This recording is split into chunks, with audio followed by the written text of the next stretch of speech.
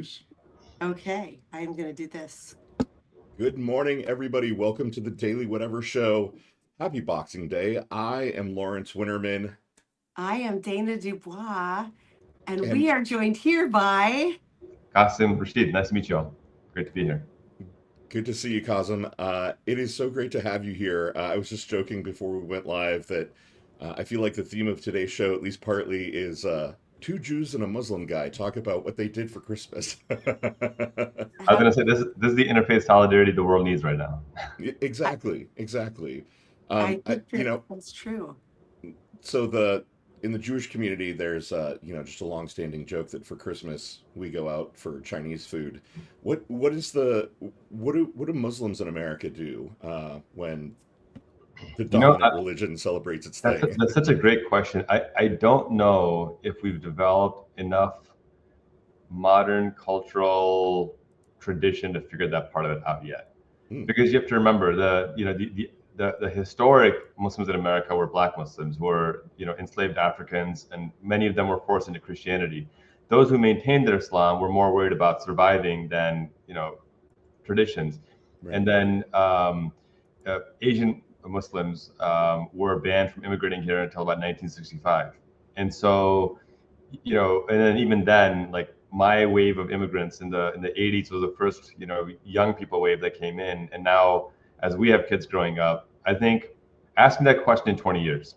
And I think we'll have some kind of tradition established. That's just such a thoughtful question, Lawrence. I don't think we have one. I think we just kind of enjoy a day off and get coffee or something. That's what Nice, we did yesterday. So nice, nice. You know, Kazim, you kind of describing that really, it struck me kind of yet again how um, you know Judaism is I didn't really anticipate that we'd necessarily kind of go down this path this early in the conversation, but like there isn't a lot of diversity in Judaism, at least in terms of skin tone.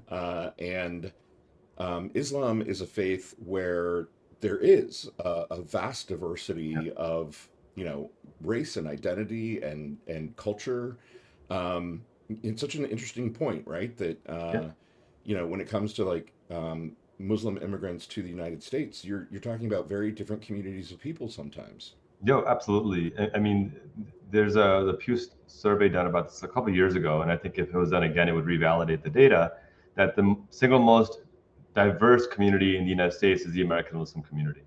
It's a minority majority community. The single largest demographic are Black Muslims, followed by Asian Muslims, and then I think Middle Eastern Muslims are third. And then you have like a whole range of everything else, right? Latino Muslims are the fastest growing demographic. There's more women accepting Islam than men, which goes against the narrative that Islam is oppressive to women. I mean, there's so many like fun nuances to talk about here, and I think in part because there's so much cultural and ethnic diversity, it's not hard in a bad way, but it's not, it doesn't give as favorable to like one standard tradition.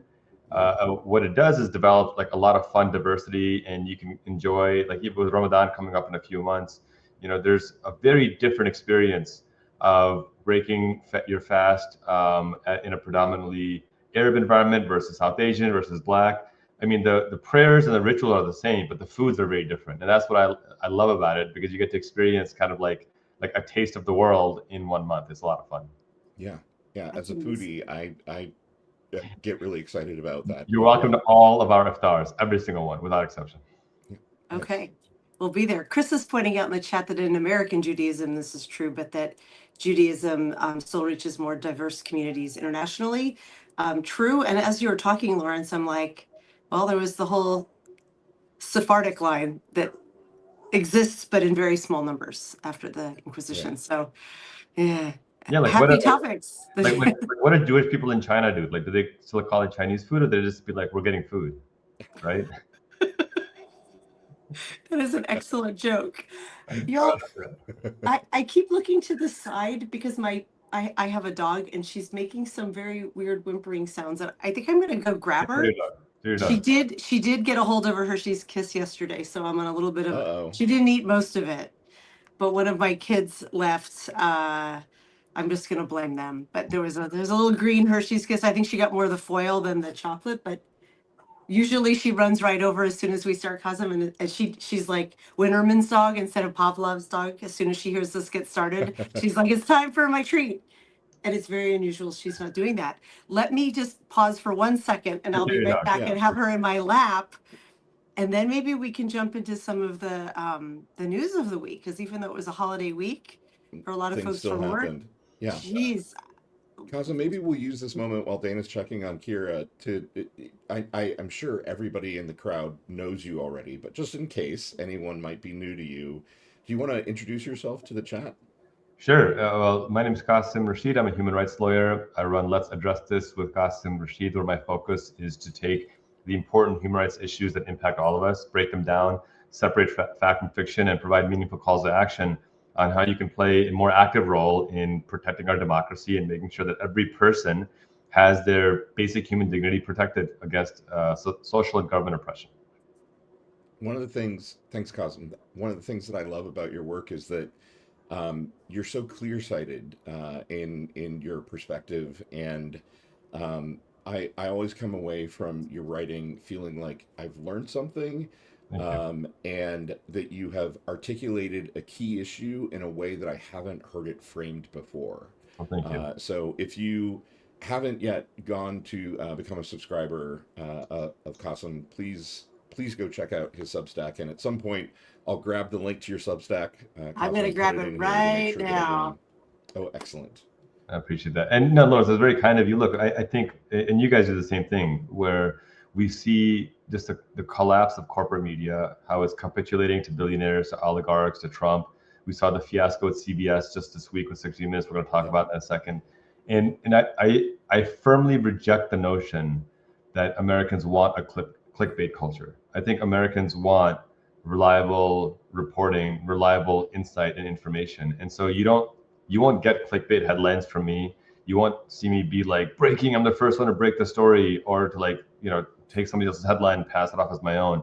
I try to put out daily thoughtful analyses on the issues that impact us. And I may not always be the first one to share something, but I will always make sure my information is accurate and vetted and verified, because in a world where trust to me is the most important currency right now, that's something that I take deeply seriously. And you guys do the same thing. I mean, this is not anything new for you guys. And I think this is why you guys are seeing success as well. And my goal is that we build a media narrative where trust is revived once more, where people value trust, and they, we pull people away from relying on the clickbait, bombastic nonsense, and instead get back into meaningful dialogue and discussion and nuance, where we can have discussions on complex topics in an engaging and fun way, but without dehumanizing or belittling anyone. Yeah. Yeah. Yeah, Absolutely. And that's one of the things oh, sorry, Lawrence, you go no, go ahead. ahead. I was going to say that's one of the reasons I really love reading your writing, and I'm so excited to be talking about you today. I learn a ton.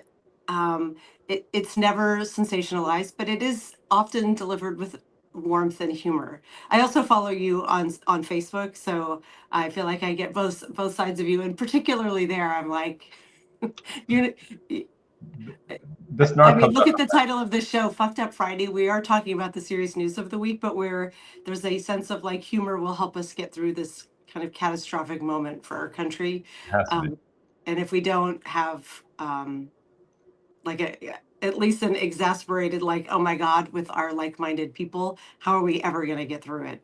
Absolutely. But to do it without descending into anything that's cruel, like I think a lot of sources can do. So yeah, it's a thrill to be talking to you here. Oh, thank you. Can't wait to hear your perspective on the news of the week, and also I think have some fun. And yeah, I think this little girl is not feeling her best. She feels Aw, poor she's Kira. I know. We're just gonna she's our emotional support dog today. We'll just we'll say Right. something Well, very bad is happening in Nigeria right now. I know we're all kind of baffled by that after Christmas Day. We'll talk about it.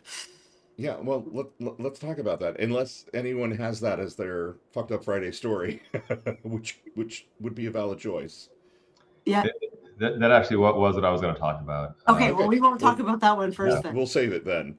Yes. Um, uh, Cosm, one of the things you just said really hit me, which is I think people are actually hungry for complexity, right? They're hungry for nuance and understanding issues more deeply. And there's this myth, I think, that has been perpetrated at least since the 80s. I feel like somehow all the frat bros took over and like objected that that complexity in learning was for dorks and nerds. And Gesundheit, I think you might have just sneezed. I So did. I put myself on mute. Yes. uh, and so there's this like myth out there that the American people can't handle complicated issues, but we can. I think every time, at least in my experience, when I write something that has some nuance or complexity to it, people really respond to it. Has that been what you found as well?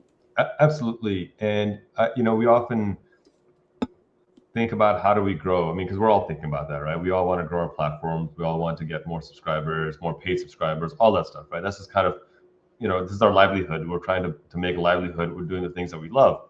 Right. And what I've consistently found is that the more thorough and the more like fact-checked and referenced article I write, the more engagement and subscribers I get, free and paid, without fail, without exception. And it's so funny because when I started out, the advice given to me was you got to have a clickbaity hook, you got to loop them in, and then you got to make the hard ask, and then you got to paywall, like right at the cliffhanger, you got to paywall and get people to pay. And I thought, that seems so cheap to me. Yeah. Like that sounds great if I'm like a celebrity, or an athlete or a movie star, and I want to, talk about Washington, and now I've created art. I get that, for a want, but for a need, which I think human rights are a need, it shouldn't be a want. I can't be like, hey, Lawrence, for $5, I can teach you how to combat anti-Semitism. Like, it's such a silly thing to me, right? It's almost like dehumanizing, actually. And so my first promise was I'm not going to put anything behind a paywall. And then after that, I said, I believe that people are sick and tired of the 10-second clips. And the audience that I want to reach are the people who are aware or want to become more aware of just how bad things are, and they want meaningful solutions to it. And that just doesn't happen in a 20-second TikTok video. I'm sorry. I love TikTok. I'm on TikTok. I post content all the time. But for this audience here, I found that the more engaged and researched I make my content, the more authentic it is to people because they see the work that I put into it, and the better response that I get. I mean, I did a piece just a couple of days ago that's been read over 100,000 times now about the KKK being founded on December 24th. I have it open right here on one of your readers. And thank you for that, Dana. And that just the engagement and response that I got from people. It's really interesting because some of it you see in the comments, but so much of it are from people who are well-meaning and say, look, I've done things in the past that I wasn't proud of. And as I read this, I realize how that directly relates to now. And I just want to have a conversation on how I can be a better person about this space. Yeah. And to be sure, JD Vance, they're not apologizing for being white. Thank you. They're apologizing for recognizing their complicity in racism, and they want to do better and be better. And I love that. I cherish that. And I tell folks that I always write with the sense that every person has the ability to do better today than they did yesterday. And that's what I'm trying to achieve. And I think that's what my writing tries to focus on. I think that's why it's being well received right now. Yeah, I love that point about not paywalling content that's kind of crucial to understanding this moment in time and making a difference, right? And yes. I mean, that's what we do here. We kind of operate on the NPR model. We offer all of our content for free and, hope that people contribute. And Blue Ant Media that Dana and I both work with, does the same thing. Like if it's crucial to understanding this moment, it should be offered, with kind of open arms and freely, so that we can all be in this thing together and learn and be better. That's right. Yeah, we've talked about, right. We have a very active chat. Yanni just said, raise your hand if you've ever been asked to apologize for being white. Anyone? Right. Yeah, no hands are going up. But yeah, like 55 years old and it hasn't happened yet. Yeah, so. Not yet. I saw a post on Threads that said it perfectly, that I'm not asking JD Vance to apologize for the color of his skin. I'm asking him to apologize for the content of his character. Oh my God, yes. I was going to say for being an asshole, but you said it a lot Right. nicer than I did. Dr. King Thank thinks he's more eloquent than most of us. So Yeah, thank you, Right? Dr. King. I just think we're at such a fascinating moment in Substack, but also just in journalism in general, because this is the destination of choice at the moment where either career journalists are being fired or are fleeing for ethical reasons. And then folks like some of us smaller stackers are kind of coming up from the ranks of like, how can I help contribute to this political moment? How can I help impact change in the way I want to? And we're all colliding here in this very magical way, trying to figure out the way forward. And I don't think the way forward right now is paywalling your chat so you can't have a conversation with people who are showing up for the live. We learn so much every day, both from our guests and also from our audience here. So we're grateful to everyone who's joined us this morning. We're so grateful to have you here and so happy, I don't know, to be part of this moment. And I feel like 2026 is going to be telling of like, where is this all going? And I think there's a lot of celebrities joining Substack. So we know things are going to change, but it's going to be really interesting to see how it all turns out. And we hope to keep elevating voices like yours, because thank you. I think the reason this story caught my eye, and I just reopened it again this morning, is like, I didn't know this. Like, really? The KKK founded on Christmas Eve? Mhm. That's like, Yeah. I mean, just put yourself in the frame of reference, right? The Civil War has just ended 8 months prior. yeah. 600, 700,000 people killed in this war. There is still, we haven't gotten to Texas yet, so Juneteenth hasn't happened yet. And there is severe turmoil. My history is not, it's failing me. Had Abraham Lincoln been assassinated yet or no? What day was he assassinated? But there's, whether he has or not, there's a lot of turmoil in that space as well. And as the country is like, starting to try to heal from this horrific wound that is existential, a bunch of white supremacists, so-called Christians, get together and say, you know what we need? We need a covert terrorist organization to continue the work of the Confederacy. Mm. And someone said this: the biggest mistake the United States ever made was never punishing the South properly, was Right. conceding to the South, whether it was electoral college, whether it was allowing them back into the Union without paying restitution and reparations. All these things that we see to this day were germinated at that time and embedded in the fabric and the DNA at that time. And it's daunting to think about. 160 years is a long time, but it's also just 2 human lifespans, right? That's basically it. And the fact that we're still talking about this now as the KK, because the other part of the article, Dana, that you'll notice is that it talks about the revival of neo-Nazis because the FBI is backing off altogether and going after, this magical group called Antifa, which I don't know. Right. There's headquarters. Right. Like, are you guys having headquarters? I don't know. It's just like, what's happening here? If But it means being It's the anti-fascist, room I'm next all door. in. Right. that's it. And so I that's live why in I wrote Seattle. about I'm it. pretty sure the headquarters could be here Oh, well, somewhere. Seattle, yeah, Portlandia, Seattle, it's not great over there. But that's Somewhere so on I'll stop I-5. my rant. But that's basically why I wrote it, because most people don't know that we're at the 160th anniversary and just how coordinated this was. Racism is not chaos; it's coordinated, and people need to understand that everything we're seeing, every racist act in American history from a government standpoint, has been highly coordinated. It was not out of ignorance; it was deliberateness, and that's the scary part. Right. And he was dead. Oh, I'm sorry. Keep cutting you off. April 14th, Janet jumped in and informed us that April 14th is the day that Lincoln was assassinated. Thank you. Yeah. Yeah. Qasim, we talk on the show, a lot now because I kind of keep pushing the issue, but I I feel like we've never had a big national conversation about reparations, right? And kind of, drafting on your point here, you know, it has just been 2 long human lifetimes since the Civil War, and we've never done the work around processing the trauma of, black people being enslaved, dragged in chains to this country, being held in chattel slavery for 400 years, and then the trauma of the promise of freedom, and then Jim Crow for 100 years essentially. And uh, reparations has never really been a big national conversation. And my contention is I know that people will object. I know that people will say it's hard and it's complicated and it's a vast amount of money.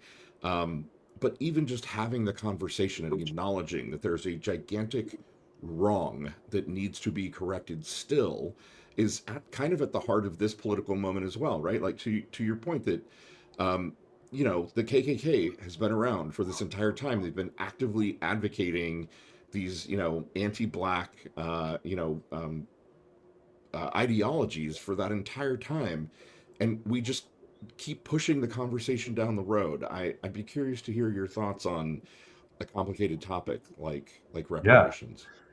There is legislation, HR 40, that's introduced Mm-hmm. every year, and Republicans vote against it, and enough corporate Democrats refuse to vote for it as well, which shows just the complicity and the cowardliness of corporate Democrats. Yeah. So the idea that we haven't formulated a plan is just not true. I know a lot of critics say that, and it's just not true. It's out there. That's one. Two, I think we need to make sure we're framing reparations properly. It's not a handout. It's not charity. Right. It's accountability.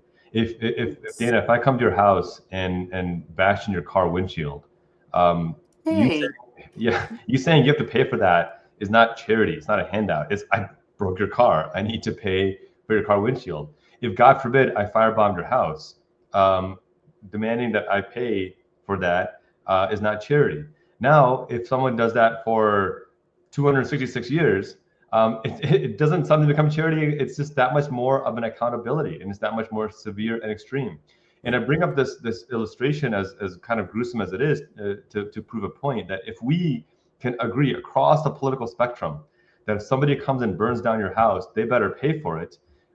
Then why would we suddenly scoff at the idea of that being done for 266 years as charity? It's nonsensical. It's Yeah. completely nonsensical.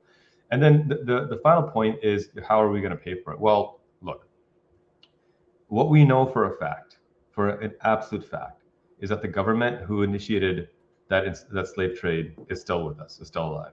Yeah. We know that many of the banks and the insurance companies that profited off of that, they're still with us. So we're not asking individual, Joe the plumber to go and pay for it. We're asking the institutions and the government that enacted this to be accountable to it. And maybe you can't pay it in 1 year. Maybe you need a couple of decades to pay for it. Well, Mm-hmm. that's a good idea. Let's start doing that as well. We know for a fact that that the reparations paid to Jewish people weren't paid in 1 year. We know for a fact that reparations paid Haiti had to pay reparations to France for France losing their enslaved people. Right. If it can work that way, it can certainly work this way. And so I don't see this as a 1 year like Thanos snap of the finger. I see this as like a decades-long process. Yeah. And then the final point, I'll add this fourth point. To those who say, well, it was so long ago, ignoring for a moment the sheer hypocrisy and cruelty that because right. systemic white supremacy delayed it, now we shouldn't do it. If you don't want to wait for that long, let's pay reparations for redlining during the Jim Crow era, because those Exactly. Black elders are still with us. Yeah. And for those who don't know what I'm talking about, during the Jim Crow era, post World War II especially, federal housing authority redlining denied Black people loans, denied them access to capital, denied them homes. And so whereas white Americans were able to buy homes off of 0%, 1% loans or off of government loans, Black people weren't. Home ownership is the number one source of generational wealth. Those homes that were built back then and then sold and resold, those are now worth $500,000, $700,000, $800,000, $1 million. White Americans were able to use those loans, that equity, to pay for college, to start small businesses, to pass generational wealth on to the next generation. Black Americans weren't. And that's why today the median wealth for a white family is $147,000, and for a Black family, it's $3,600. Right. And so even if you don't want to go back 2 generations or 2 lifetimes, go back 1 lifetime Yeah. and pay Right. reparations to those Black Americans who were denied justice. And I promise you, you'll feel better about yourself, and our economy and our society will be a lot better as well.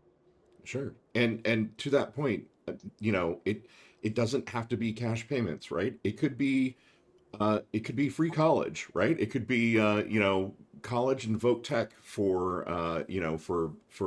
Black folks But we could be creative in the ways that we actually pursued justice for this. So Well, I think you bring up a really good point, Lawrence.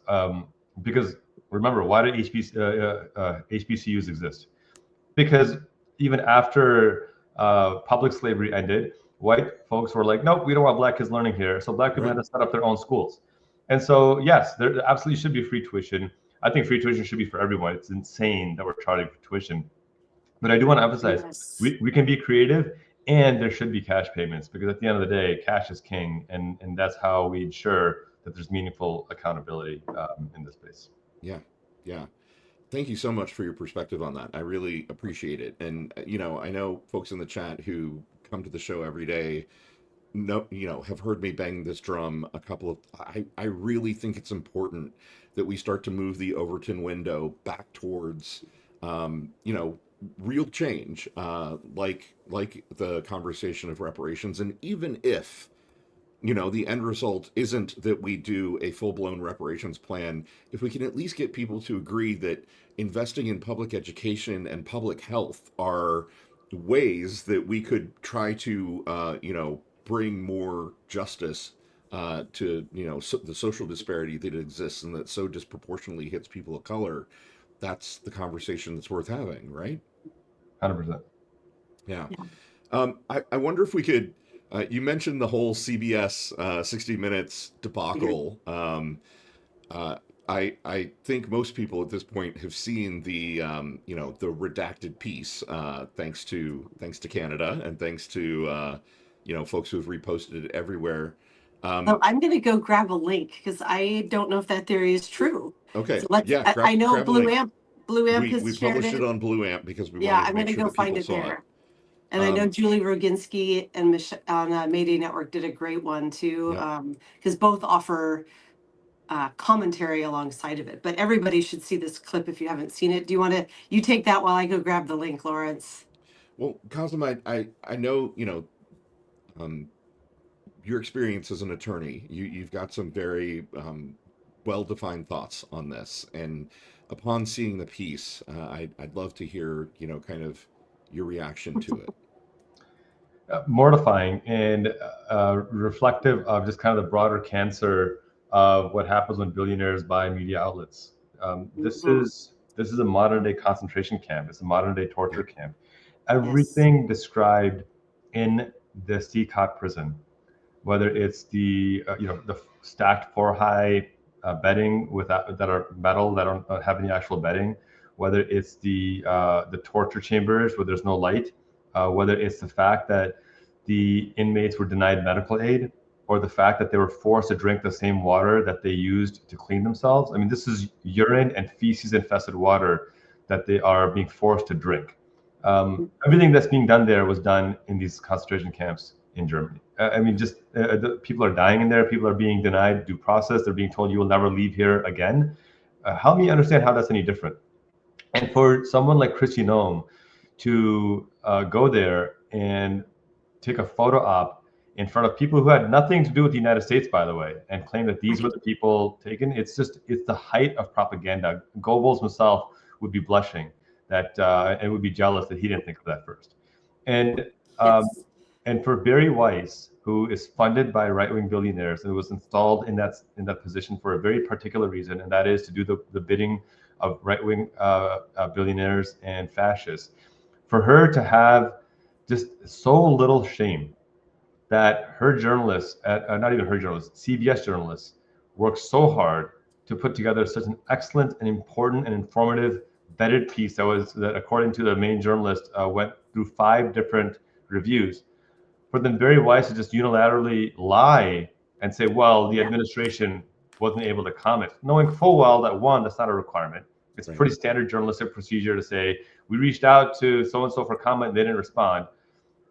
And then to also, but so that is bad enough. But then to lie and say they didn't comment when they've been on record repeatedly praising CCOT is just the height of stupidity and absurdity. And I think anyone, Republican or Democrat, who cares about basic human rights, basic dignity, basic due process of law, basic constitutional principles, should recognize that this is an attack on all of us. Because the thing about fascism is that once it's done consuming the particular minority it particularly despises, it finds new minorities, it finds new subgroups, it finds people who aren't as loyal. Look at North Korea right now. If you don't mourn the loss of a leader enough, you can be reported and arrested. And people laugh that, well, that's just an extreme, but it didn't happen overnight. It happens through processes like these. And so I think the journalists at CBS did a phenomenal job with the CCOT story. And Yes. I'm glad that Canadians stepped up and got it spread out. I put it on my YouTube, and then CBS filed a copyright complaint and got it taken down. But then so many people started putting it back up that I just think they gave up, and now it's everywhere, which is amazing. So, the last thing I'll say is I think the Streisand effect needs to be renamed as to the Weisted effect, because that was a wasted effort by Barry Weiss right there. Ugh. I'm doing a quick search here. The segment was intended for 10 million viewers, but it was pulled. Oh, there's no, I'm looking for any data point around, like, my theory is far more people saw this because it got pulled than they would have if it had been live. But I fully admit that, I get all my news on Substacks. Sure. So to me, everybody's seen it. Perhaps to mainstream media, that's not the case. But the one thing that was, I hate to use the word comforting in something as atrocious as that broadcast, but wasn't it beautiful to see real journalism happening from a mainstream source, like that quiet, unbiased, just like we're reporting a horror, but we're not sensationalizing it and we're doing our due diligence. That's right. And to slap those journalists in the face with a like, oh, but the White House hasn't acknowledged it yet, so we can't run it. Like we talked about this earlier this week of like, oh, cool. So anytime they want a story pulled, they just have to go silent. Yeah. Right.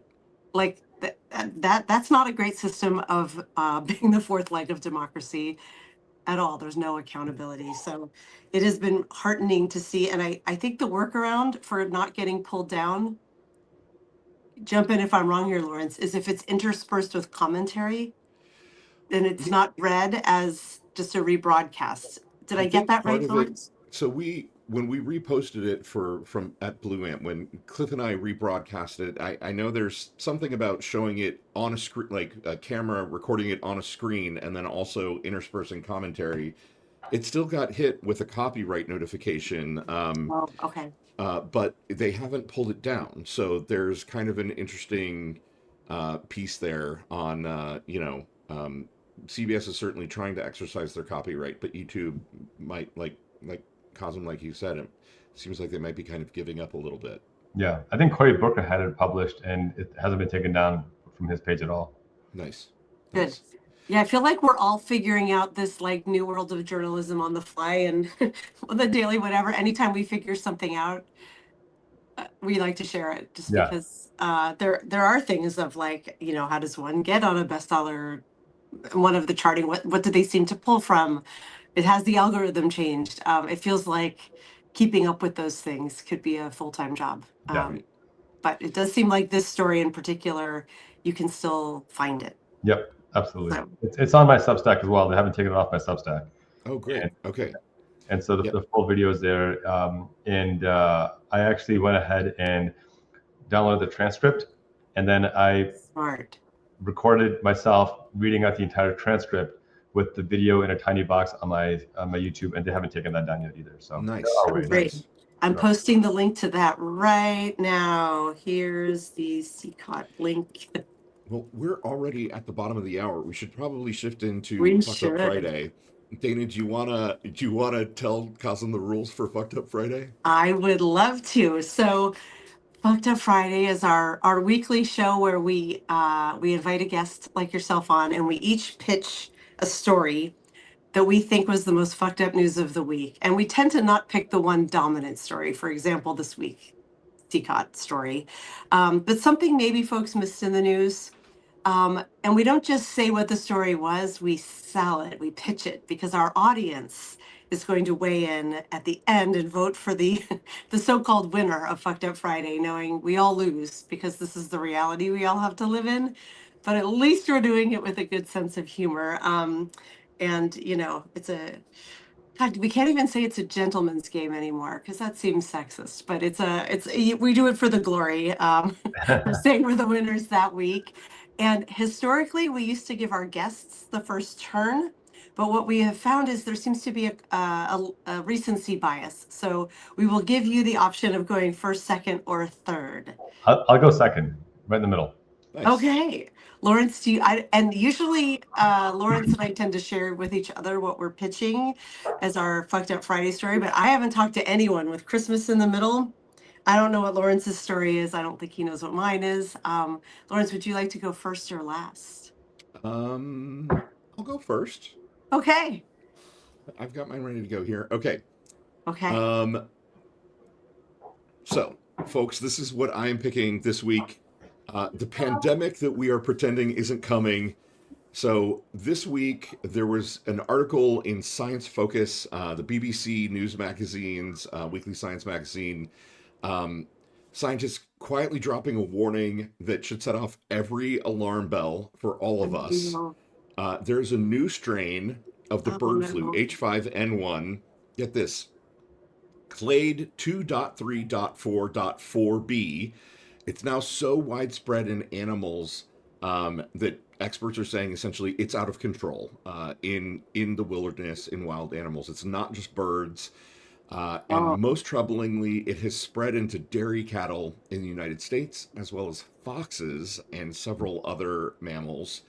So much so in dairy cattle in the United States that genetic material from the virus has been found in milk. Now, of course, if you drink pasteurized milk, like most normal folks, I see all of where you're that going is with denatured. this. If you drink raw milk, like RFK Jr., you are potentially getting virus fragments from this version of the bird flu. And so this is what I think makes it the most fucked up story of the week. It's basically the warning that these scientists are issuing in Science Focus that the United States has become the perfect breeding ground for transmission into humans, and our next global flu pandemic, like the Spanish flu, because obviously we've got RFK Jr. in charge of the CDC. Everyone who is important and learned in public health has been fired or sidelined or pushed out. We've lost our institutional memory, even just from COVID. We don't have the early warning infrastructure anymore that we used to have. And RFK Jr. has essentially issued decrees within HHS and the CDC downplaying and denying the seriousness of this threat. So he's dismissed concerns, he's downplayed the expert warnings. So the US is now, with this current flu season, in a perfect place to become the incubator for the human transmissible H5N1 bird flu. So the next pandemic is right around the corner. It could happen any minute. And we are not going to know about it until people start getting sick and dying, because we have completely eliminated everything that we used to have within the CDC and public health that could warn us and keep us apprised and get us some early response. So there you go. That's my fucked up Friday story. Hooray! I'm waiting for the comedy part of that. That's horrifying. And you also add into the fact that there's an actual measles outbreak in South Carolina right now. Right. And that's accelerating as well. So this is not good. It's not good at home. Oh my God. And I'm just thinking all the things layered on this of like, one of my big personal stories for this year, not a fucked up one, just I work in tech. And so return to office, the mandates are everywhere now, and they're rapidly becoming 5 days a week, get back in your desks, all of those freedoms we were allowed about how and where we worked during COVID, first out of necessity and then just sort of out of, it became a norm. Those norms have completely rolled back. So here we all are smashed in these office buildings. Yeah, not good. No, this I don't even have clever commentary, Lawrence, other than sorry, I'm wiggling in my chair. Stock up on masks. Yeah. And flu vaccine, right? Like they're still at least allowing us to get the flu vaccine. If you haven't gotten yours for this season, go get it. Yep. Because we're still at least allowed to have that. Thank goodness.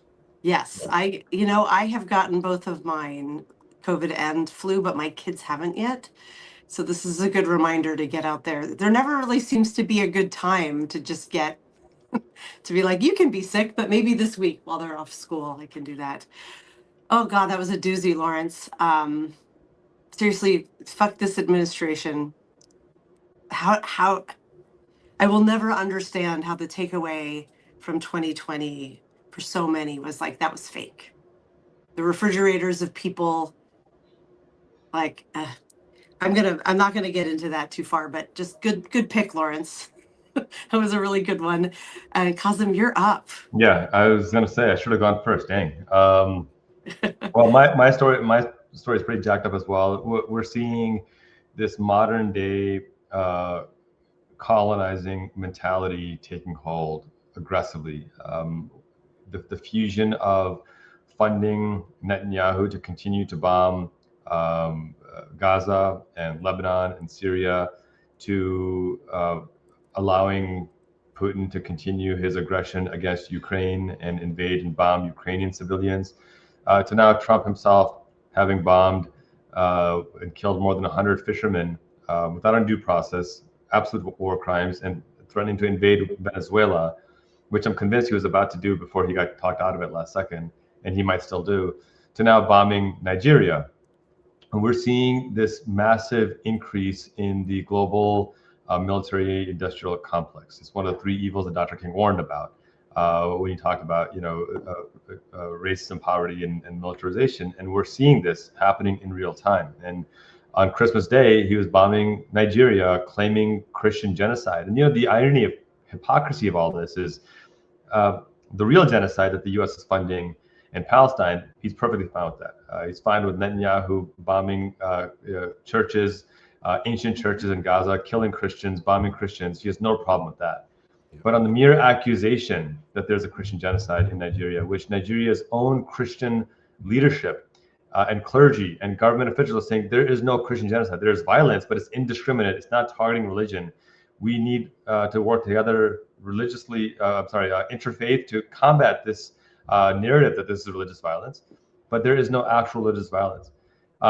Yet here Trump is happily bombing, and God knows how many civilians he's killed in doing so. But the part that really gets me is that he claims there's Christian genocide in Nigeria, but then bans Nigeria from sending refugees. Right. That part is the irony is like. Oh, and there's levels to it, Dana, because the next part is he claims there's genocide of white Afrikaners in South Africa, and magically they're on the next plane over here to the United States. So I can't quite put my finger on the difference between the black and white there, but it's this kind of this reality that we're facing right now, that Trump lied when he said he was going to be the pro-peace president. He obviously, was upset that he didn't get the Nobel Peace Prize, so they made up a FIFA Peace Prize for him, which is wild. And which, by the way, I'm going to award myself the World Cup because apparently that's what we do now. You just make up awards and give them to yourself now. Sure. I'm voting for you. But we're going to make a GenXy, the Daily Whatever Show Peace Prize. We have to now. We have to now. But I think for me, what's really the story that's not being told right now in corporate media is this massive escalation of the police state and of militarization. $50 billion ICE budget, $900 billion, nearly $1 trillion military budget. And these budgets exist because they need to be used. And the massive increase in militarization and global war that we're about to see in the coming years, unless something drastically changes, it's going to be catastrophic, and it's going to, in my view, potentially reshape the way the world even functions. Yeah. Damn, that's a good one. That's a really good one. I put a link in. I think it was the correct one. I just did a quick search for your story. I have to admit, I logged off yesterday. I barely looked at Substack. I was like, I might be Jewish, but it's Christmas. My kids are here. We opened presents. We watched Elf, which I have to do every year. And had a big meal. And then I started looking at the news last night to get prepared for this. And I was like, wait, Nigeria? Like that. So I'm really glad you picked this story and did a bit more of a deep dive into it. Oh, I have to close it though, because CNN is putting up giant ads for toenail fungus. Like the really big problem is like, why we all know this, for profit media, like There's a glaring example that's not the worst thing about it, but I didn't need to see that No. this morning as I was trying to seriously look at news. A great story pick. You all are tough acts to follow. And I will follow it now. And I'm going to say I wear my Fuck Trump t-shirt that Lawrence made for me every Friday now. So fuck Trump for all of this. It's the end of the year. Like fuck Trump for every fucked up Friday we've had this year. Yeah. Because every single one of these stories, they all have him and his supporters and his regime at the top of it all. But here's a delightful one. I'm bringing this one back home, domestic, and a little. I'll just read the headline from NPR. Student loan borrowers in default may soon see their wages garnished. I'm going to put the link here in the chat. Here's the story. Let me navigate back over here. So, starting in January, the Trump administration will resume garnishing wages from student loan borrowers in default in early 2026, the U.S. Department of Education confirmed to NPR. The move comes after a years-long pause in wage garnishment due to pandemic. So, during the pandemic, folks who were in default, they paused all of that and acknowledged there's a hardship. The Trump administration has decided, did we lose Qasim? I think he just had to go off screen for a second. Okay, perfect. I'll keep reading. So the Trump administration has decided now in early 2026, as so many people are either losing their health insurance or it's just becoming so catastrophically expensive that it's going to be an immense hardship for people who need it to keep it. Why not also start garnishing wages in order to get people to pay back student loans? Those of you who've been here following us in our show for a while know I have a child about to start college next year, so college costs very top of mind. We have been saving, our kids' whole lives to try to pay for school, and it is catastrophic the amount of money it costs to send a kid to school in the United States. And Lawrence and I are Gen X. I think most of you all know that. And it was bad and hard when we went to school, but it has just gotten astronomically more expensive. Student loans, interest rates have gone up disproportionate to anything else. And it is, I have been drilling this into my daughter's head since they were very young of like, no education is worth becoming, and I'm not using this word lightly, a slave to capitalism if you owe this like insurmountable amount of money as a young adult. And so I can hear how people on the other side of the political aisle will hear this story and be like, oh, well, you borrowed the money. Of course you have to pay it back. There's nothing wrong with this. Good, let's go get our money. But while we're giving all of these crazy tax breaks to billionaires, we're jacking up the costs of healthcare, groceries, and inflation like off the charts. Trying to feed families has become such a hardship. To layer this in is going to be an immense burden, and it's not an insignificant number of Americans. According to the story on NPR, 1 in 4 federal borrowers are in this state right now. 25% of those who chose to educate themselves to try to get ahead in this world, who were told this is the only way to get ahead in the world, is to get a college education. Yeah. They are in default, which means they are more than 270 days late. It's 3.7 million Americans are in that state, and another 2.7 million are in earlier states of delinquency and heading toward it. So the impact of these folks having their wages garnished makes me sick. So this is my fucked up story of the week because I felt like it barely made the news. It's Christmas week. They're just sort of like, oh, did you just spend money, to have Christmas dinner and buy some gifts for your family? And have you been struggling all year and panicking about health insurance? We're garnishing your wages. Like that is what a fucked up thing to do, to announce Christmas week and to start as soon as we get back, January 7th, this goes into effect. So if this impacts you, know that this is coming. And that's my pick for fucked up story of the week. Like, Read the room. All Read the right. room and don't do that. Dana, if I could add to that, Yeah. I did hear, I had to pause for a second and I'll share without getting into details. One of my colleagues is a teacher, and the father of one of their students got picked up by ICE. And they're documented, they're on a green card, but just got picked up by ICE arbitrarily, and they don't know where he is. This is the world that we're in right now. They're calling me because they need me to connect them to an attorney. I'm working on getting them an attorney, but this is the world that we're in, that I'm getting these kinds of calls constantly from folks. Oh, that's what just happened just now. What just happened right now. That's why I had to go off camera for a second. Oh my God. Just now. Oh my God, Qasim, do you need to go? Because No, I got her to where she needed to go. I got her where she Okay. needed. But my point is that this is the world that we're in. This is not a sustainable democracy. This is not one of those, violent criminal MS-13 things that they fabricate. This is Oh my God. hardworking blue collar guy on a green card, and ICE just picked him up, and they have no idea why, and they have no idea where he is. This is the world that we're in. So didn't mean to steal your thunder, but I wanted to apologize for my absence for a few seconds. You don't need. You're a superhero as far as I'm important, concerned. I wanted to add to a really important story, Dana, that this I can't stand this argument that, well, why'd you take out the loan if you can't pay it back? Hold up for just 1 second here. If that's the argument, why are we forgiving PPP loans? If that's the argument, why since 1980 have we forgiven more than 10 trillion, not billion, 10 trillion in corporate bailouts? We're talking about 1.7 trillion, which is not a small amount of money, but first of all, it shouldn't have been there anyway, because education should be subsidized by our taxes. Right. But if we can forgive 10 trillion to billionaires and centimillionaires, why the hell can't we forgive 1.7 trillion to 45 million working Americans? It just makes no sense whatsoever. And there's also a racial element to this as well. Going back to my point earlier about the FHA loans and housing, that has resulted 20 years after white students take out student loans, 95% of them have paid it off because they're using generational wealth to pay it off. 20 years after Black and brown students have taken out loans, 95% have not paid it off because they don't have generational wealth.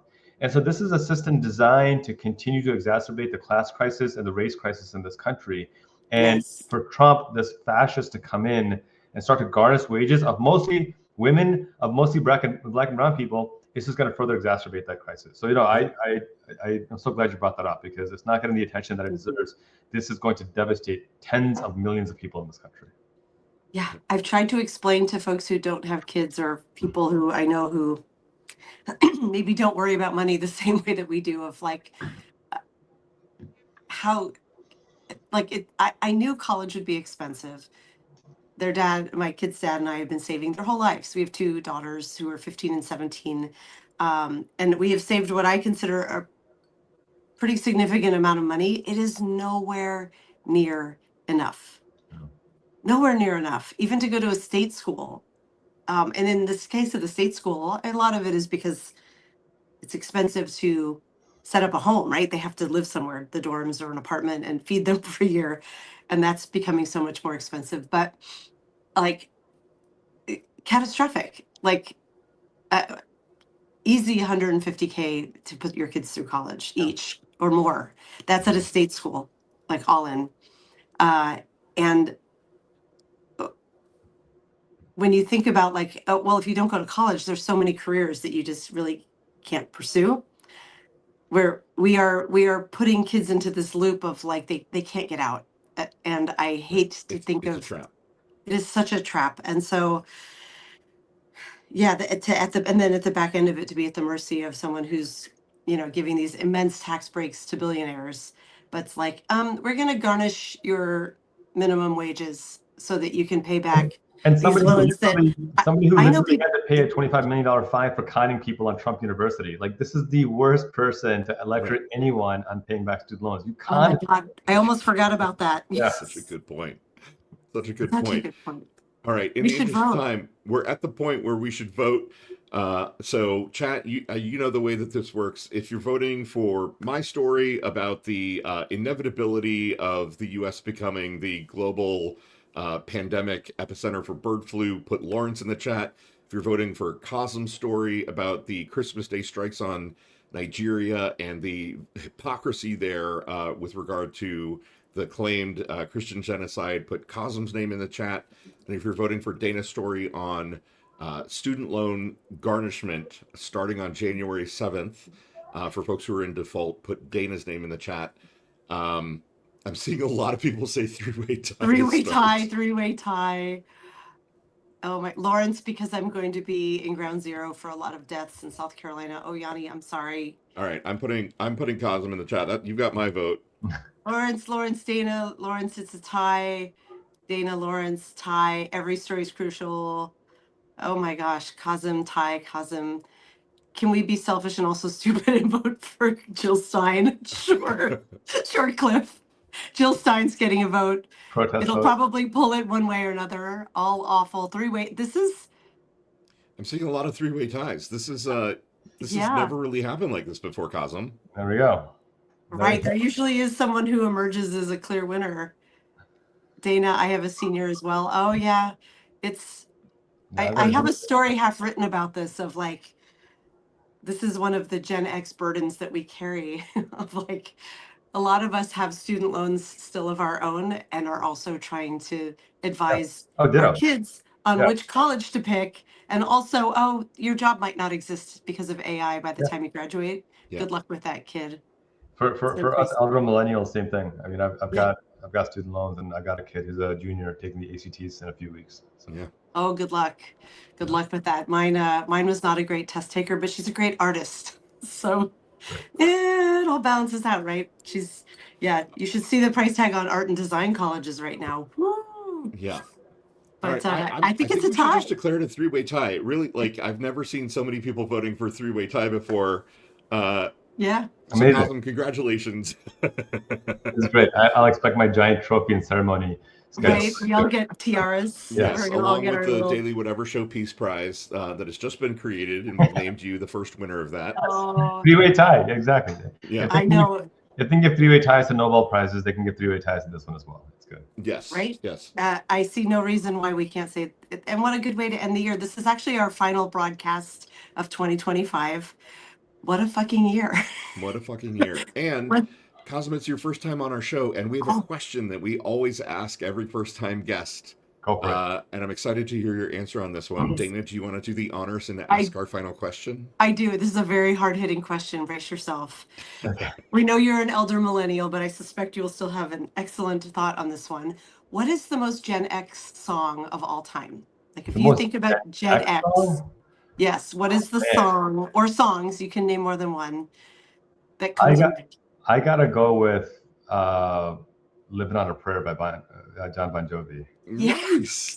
That is a great choice. That's me. No one has ever picked that, and it's such a good choice. You live for the fight when that's all that you've got.